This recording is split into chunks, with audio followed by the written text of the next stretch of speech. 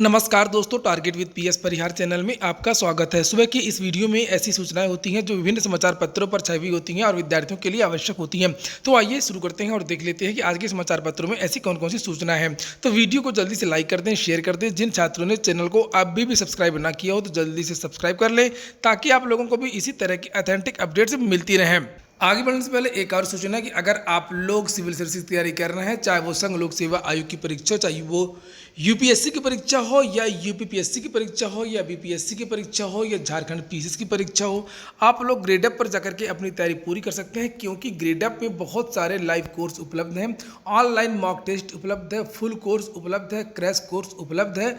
अगर आप लोग डेमो क्लासेस देखना चाहते हैं तो उसकी जो लिंक है मैंने डिस्क्रिप्शन बॉक्स में दे दी है। और अगर किसी कोर्स पर आप लोग छूट कोई लेना चाहते हैं तो इस कोड का उपयोग कर सकते हैं, परिहार 40। इसको यूज करेंगे तो आपको सभी कोर्सों में 40% की जो छूट है वो मिल जाएगी। चलिए सबसे पहले बात कर लेते हैं रेलवे भर्ती की। बहुत सारे विद्यार्थी पूछ रहे थे कि सर रेलवे ग्रुप डी की जो परीक्षाएं हैं वो कब होंगी और आरआरबी एनटीपीसी की जो शेष 7वें फेज की परीक्षा है वो कब होगी। सामान्यतः यह देखा गया है कि जब भी रेलवे में जो 7 फेज हैं, एक फेज की परीक्षा खत्म होती थी और उसके पहले ही अगले चरण की जो परीक्षा होती थी उसके बारे में बहुत सारी जो नोटिस इत्यादि हैं वो आ जाती थी। लेकिन इस बार ऐसा नहीं हुआ। 8 तारीख को आरआरबी एनटीपीसी की 6ठे पेज की जो परीक्षा थी वो समाप्त हो गई है, लेकिन 7वें फेज की परीक्षा कब होगी इसके बारे में कोई भी जानकारी नहीं दी गई है। कुल मिलाकर के आरआरबी एनटीपीसी की अगले चरण की जो परीक्षा है वो स्थगित हो गई है और जब तक 7वें चरण की परीक्षा नहीं हो जाएगी तब तक रेलवे ग्रुप डी की परीक्षा नहीं हो पाएगी। तो कुल मिलाकर के फिलहाल ये जो परीक्षाएं हैं वो कोरोना के वजह से लटक गई हैं। काफ़ी उबाऊ हो गई है रेलवे एनटीपीसी की ये परीक्षा। अभी तो सीबीटी 1 है, जो विद्यार्थी इसको पास करेंगे उनको मुख्य परीक्षा यानी कि सीबीटी 2 देना होगा।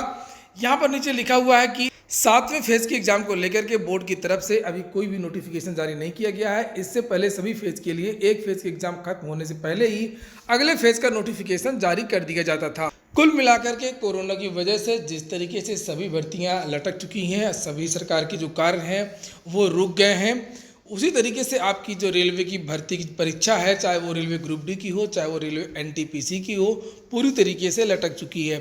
हालांकि सरकार को पहले ही इसकी परीक्षाएं करा लेनी चाहिए।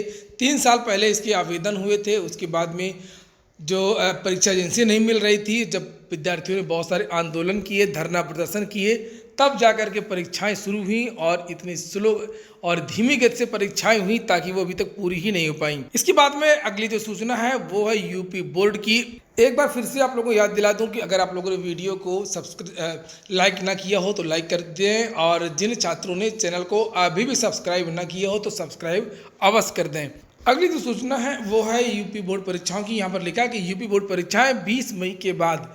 20 मई के बाद इस समाचार पत्रों में तो इस तरीके से लिखा है, लेकिन इसका मतलब ये नहीं है कि 20 मई के बाद परीक्षाएं शुरू हो जाएंगी। 20 मई के बाद में निर्णय लिया जाएगा कि कब जो है ये परीक्षाएं होंगी, लेकिन 20 मई के पहले तो ये परीक्षाएं नहीं होंगी। नीचे लिखा है कि सीबीएसई बोर्ड के बाद में अब यूपी बोर्ड की हाई स्कूल व इंटरमीडिएट की परीक्षाएं 20 मई तक स्थगित कर दी गई हैं। यह जानकारी उप मुख्यमंत्री डॉक्टर दिनेश शर्मा ने दी है।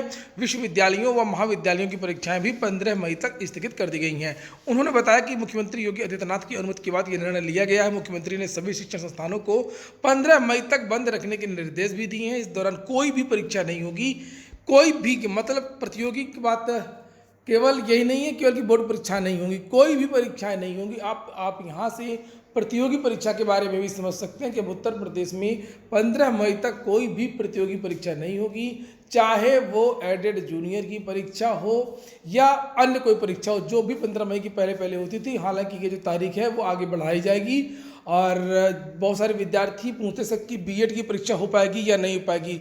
बहुत मुश्किल है कि बीएड की परीक्षा हो पाएगी, बीएड की परीक्षा भी नहीं हो पाएगी।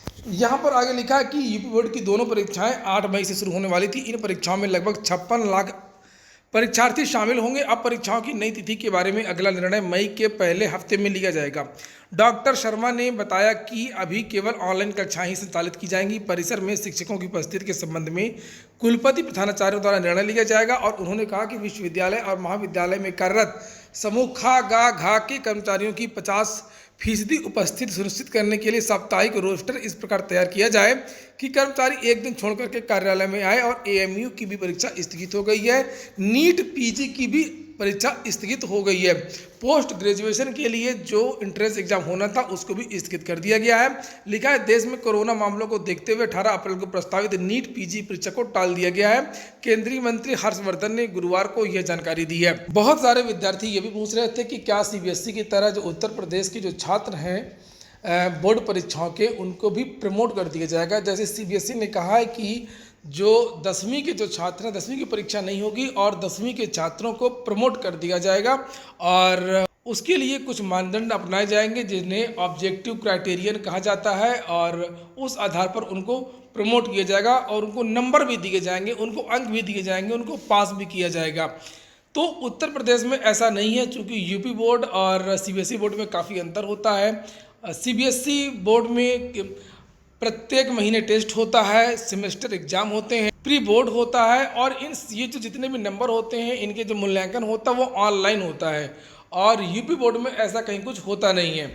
उसी के बारे में यहाँ पर लिखा हुआ है कि बुधवार को सीबीएसई ने 4 मई से होने वाली हाई स्कूल व इंटरमीडिएट परीक्षा के संबंध में बड़ा निर्णय लिया है। हाई स्कूल की परीक्षा रद्द हो गई है और उनके परीक्षार्थी अगली कक्षा में प्रमोट होंगे। वहीं इंटर के संबंध में 1 जून को निर्णय लिया जाएगा। भले ही इन दोनों सीबीएसई व यूपी बोर्ड का पाठ्यक्रम लगभग समान हो गया हो, लेकिन दोनों की परीक्षा प्रणाली में अंतर है। सीबीएसई में जहां मासिक टेस्ट के अलावा छमाही वार्षिक परीक्षा का पूरा रिकॉर्ड ऑनलाइन रहता है और इससे केंद्रीय बोर्ड छात्राओं के प्रदर्शन के आधार पर हाई स्कूल में प्रमोट आसानी से कर सकता है। इसके उलट यूपी बोर्ड में कक्षा 9 तक का रिकॉर्ड बोर्ड के मुख्यालय में जाता ही नहीं है, मासिक टेस्ट होते ही नहीं है, छमाही का रिजल्ट भी सभी स्कूल नहीं देते हैं, कोई कोई देता है। इधर प्री बोर्ड यानी हाई स्कूल व इंटरमीडिएट परीक्षा से पहले स्कूल स्तर की परीक्षा करने पर जोर दिया है। तो कुल मिलाकर के ये बात है कि यूपी बोर्ड की जो है वो परीक्षाएं होंगी, विद्यार्थियों को प्रमोट नहीं किया जाएगा। इसके बारे में मई के महीने में ही निर्णय ले लिया जाएगा। अगली सूचना है एडेड जूनियर हाई स्कूल भर्ती की। लिखा है एकेडमिक के साथ ही प्रतियोगी परीक्षाएं भी कोरोना के बढ़ते संक्रमण में फंस गई हैं। एकेडमिक के साथ ही प्रतियोगी परीक्षाएं भी कोरोना के बढ़ते संक्रमण में फंस गई हैं। जिस तरह से तय परीक्षाओं को टालने पर मंथन शुरू हुआ है, उसे देखते हुए स्थगित परीक्षाओं की नई तारीख जल्द घोषित होने के आसार नहीं है और जल्दी ये परीक्षाएं भी होंगी भी नहीं है। जो भी परीक्षाएं स्थगित हो रही हैं कम से कम 2-2 महीने 3-3 महीने बाद ही अब हो सकती हैं। जब तक जो प्रतिदिन कोरोना का जो संक्रमण बढ़ रहा है उसकी रफ्तार में जब तक कमी नहीं आएगी तब तक जो है नई जो तारीखों का ऐलान नहीं हो पाएगा। आगे लिखा कि माना जा रहा था कि एडेड जूनियर हाई स्कूल की शिक्षक भर्ती की लिखित परीक्षा यूपी बोर्ड का इम्तहान शुरू होने से पहले शुरू हो सकती है, लेकिन संक्रमण बढ़ने की रफ्तार को देखते हुए अब इसके आसार नहीं। हालांकि जब ये परीक्षा 18 अप्रैल को प्रस्तावित थी पंचायत चुनाव की वजह से जिसे स्थगित किया गया है, तब इस परीक्षा को कराया जा सकता था, लेकिन अब स्थिति और भी भयावह हो गई है और अब ये जो भर्ती है एडेड जूनियर हाई स्कूलों की 1894 पदों पर यह भर्ती अब फिर से एक बार लटक गई है। अगली जो सूचना है वो है माध्यमिक शिक्षा सेवा चयन बोर्ड की भर्ती टीजीटी और पीजीटी की। लिखा है कि उत्तर प्रदेश माध्यमिक शिक्षा सेवा चयन बोर्ड की ओर से सहायता प्राप्त माध्यमिक विद्यालयों के लिए टीजीटी एवं प्रवक्ता भर्ती के लिए आवेदन की तिथि बढ़ाने के बाद भी परेशानी दूर नहीं हुई है। अभ्यर्थियों का कहना है कि चयन बोर्ड ने आवेदन की तिथि तो बढ़ा दी, लेकिन सर्वर एवं वेबसाइट की समस्या का समाधान नहीं किया गया। चयन बोर्ड की ओर से शिक्षक भर्ती का विज्ञापन एनआईसी के कॉमन सर्वर पर जारी करने के कारण वेबसाइट सही तरीके से नहीं चल रही है। अधिकारियों एवं कर्मचारियों के कोविड-19 से संक्रमित होने के कारण चयन बोर्ड में काम पूरी तरीके से ठप है। अभ्यर्थियों की सुनवाई करने वाला कोई नहीं है। कोविड के बढ़ते संक्रमण के कारण अब अभ्यर्थी साइबर कैफे में जाकर के ऑनलाइन आवेदन करने से बच रहे हैं। उनकी चिंता है कि 21 अप्रैल तक आवेदन नहीं कर सके तो अवसर खत्म हो जाएगा। टीजीटी प्रवक्ता के अभ्यर्थियों का कहना कि जब पूरा सिस्टम संक्रमित है तो ऐसे समय में आवेदन करना भी खतरे से खाली नहीं है। तो कभी पंचायत चुनाव की वजह से, कभी सर्वर की वजह से, कभी अन्य वजहों से उत्तर प्रदेश की जो भर्तियां हैं वो फिलहाल फिर से लटक गई हैं। और टीजीटी पीजीटी की अगर बात करें तो विद्यार्थियों ने मांग की है कि सर्वर को जल्द से जल्द दुरुस्त किया जाए ताकि विद्यार्थी घर बैठे ऑनलाइन आवेदन कर सकें और आवेदन की जो लास्ट डेट है वो फिर से एक बार बढ़ाई जाए।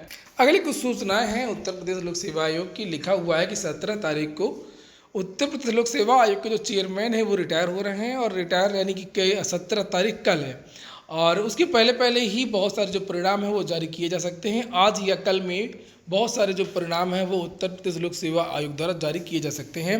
उत्तर प्रदेश लोक सेवा आयोग लंबित परिणामों को जारी करने की कार्रवाई शुरू कर चुका है। सीधी भर्ती के अलावा ACFRFO यानी सहायक वन संरक्षक, क्षेत्रीय वन अधिकारी 2020 जैसी महत्वपूर्ण भर्ती परीक्षा का परिणाम जल्द जारी किया जाएगा। पंचायत चुनाव के कारण कार्रवाई कुछ धीमी पड़ी है, लेकिन अब उस दिशा में युद्ध स्तर पर काम शुरू किया जाएगा। उम्मीद है कि 17 अप्रैल को आयोग अध्यक्ष डॉक्टर प्रभात कुमार का कार्यकाल पूरा होने तक 3-4 परीक्षाओं का परिणाम जारी होगा। यूपीपीएससी ने 13 अप्रैल को ACF RFO 2020 के भर्तियों का साक्षात्कार लिया था। RFO के 12 पदों के लिए साक्षात्कार हुआ था और इसका परिणाम तैयार हो चुका है। आयोग उसे कभी भी जारी कर सकता है। वहीं सीधी भर्ती के तहत प्रवक्ता राजकीय इंटर कॉलेज, प्रवक्ता राजकीय डिग्री कॉलेज, प्रवक्ता राजकीय मेडिकल कॉलेज, चिकित्सा अधिकारी जैसे पदों के लिए सीधी भर्ती के तहत आवेदन लिया गया था। साक्षात्कार की जो प्रक्रिया वो भी पूरी हो चुकी है। इन भर्तियों का परिणाम तैयार करने की प्रक्रिया शुरू हो चुकी है। अप्रैल के अंत तक इन भर्तियों का जो परिणाम है वो भी जारी कर दिया जाएगा। अगली सूचना पॉलिटेक्निक प्रवेश की है। लिखा प्रवेश के लिए आवेदन 30 तक, पहले लास्ट डेट 15 तारीख तक थी, लेकिन पॉलिटेक्निक में जितनी सीटें हैं उससे भी कम आवेदन आए थे, तो एंट्रेंस का कोई मतलब नहीं रह गया। इस वजह से फिर से जो है आवेदन की जो लास्ट डेट है वो बढ़ा दी गई है। और यहाँ पर लिखा है कि कोरोना संक्रमण का असर पॉलिटेक्निक की परीक्षा पर पड़ रहा है। एक और जहाँ ऑनलाइन प्रवेश परीक्षा का खाका तैयार हो चुका है, तो अभी आवेदन की संख्या सीटों के मुकाबले कम होने की वजह से आवेदन की अंतिम तिथि 15 अप्रैल से बढ़ाकर के 30 अप्रैल कर दी गई है। और यहाँ पर कुछ हेल्पलाइन के नंबर भी दिए हुए जिन्हें आप लोग देख सकते हैं। अगली सूचना भी उत्तर प्रदेश लोक सेवा आयोग की है। लिखा है कि यूपीपीएससी की परीक्षाओं के आड़े भी आ रहा है कोरोना संक्रमण बढ़ने की वजह से उत्तर प्रदेश उच्चतर शिक्षा सेवा आयोग ने प्राचार्य पद के अभ्यर्थियों का साक्षात्कार स्थगित कर दिया है। और इस महीने ना तो साक्षात्कार होगा, ना ही शैक्षिक दस्तावेजों का सत्यापन किया जाएगा। इसे देखते हुए प्रतियोगी अब उत्तर प्रदेश लोक सेवा आयोग से भी इसकी मांग कर रहे हैं। इस महीने के बचे दिनों के साथ ही अगले महीने मई में भी यूपीपीएससी की महत्वपूर्ण परीक्षाएं होनी है, लेकिन प्रतियोगी इन परीक्षाओं को टालने की मांग कर रहे हैं। इसके लिए उन्होंने आयोग के अध्यक्ष को ज्ञापन भेजा है। लोक सेवा आयोग की 17 अप्रैल को प्रवक्ता राजकीय डिग्री कॉलेज स्क्रीनिंग परीक्षा 2020 प्रस्तावित है और इससे हजारों अभ्यर्थियों को शामिल होना है। और इसके बाद 23 मई को प्रधानाचार्य श्रेणी 2, उप प्रधानाचार्य सहायक निदेशक स्क्रीनिंग परीक्षा 2019 व 30 मई को सम्मिलित राज्य कृषि सेवा प्रारंभिक परीक्षा 2020 प्रस्तावित है। समस्त परीक्षाओं में अभ्यर्थियों की संख्या हजारों में है। कोरोना से अत्यधिक प्रभावित शहरों में लखनऊ, कानपुर, प्रयागराज, बहुत सारे जो शहर हैं जहाँ पर परीक्षा केंद्र बनते हैं वो हैं। और अब लिखा हुआ है कि ऐसी स्थिति में अभी परीक्षा को स्थगित करना उचित रहेगा। उधर आयोग इस मामले में निगाह बनाए हुए है। आयोग के अधिकारियों के मुताबिक समय पर नियमानुसार निर्णय लिया जाएगा। तो ठीक है दोस्तों, ये हो गया आज का वीडियो। अगर आपको अच्छा लगा हो तो लाइक कर दें। जिन छात्रों ने चैनल को अभी भी सब्सक्राइब ना किया हो तो सब्सक्राइब कर लें। पूरा वीडियो सुनने के लिए बहुत बहुत धन्यवाद।